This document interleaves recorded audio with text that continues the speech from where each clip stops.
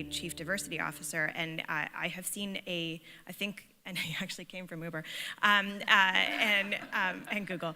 And one of the conversation that we heard that took place, it took a really long time. Our CEO said, we're going to hire this chief diversity officer, and it took a really long time.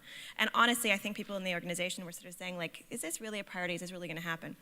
And what turned out was that the conversation that had been going on prior to his hiring was, like, are you really willing to let me make some changes? Or is this just kind of sort of a whitewashing exercise and like, but just surface.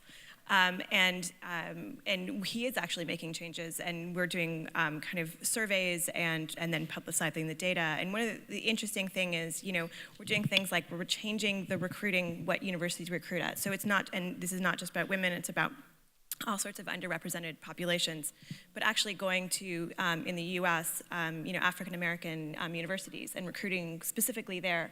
And so managing the pipeline, but then also, we're looking at it in 3 steps: managing the pipeline of employees, managing what the employee experience is.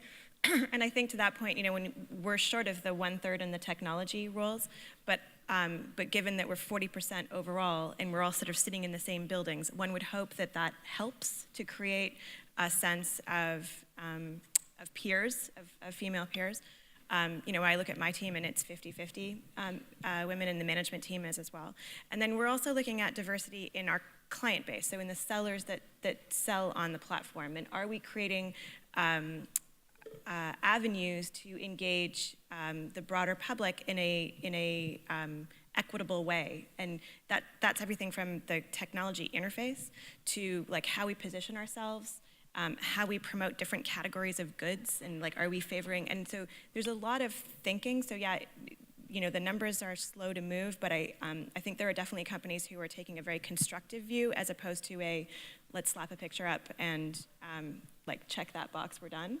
And just because you were really good at founding the company or really good at programming, this piece of product does not necessarily mean that you're going to be good at leading the team that then does that, or leading the company that then does that. And so this, like our head of product for a long time in Canada was a film grad.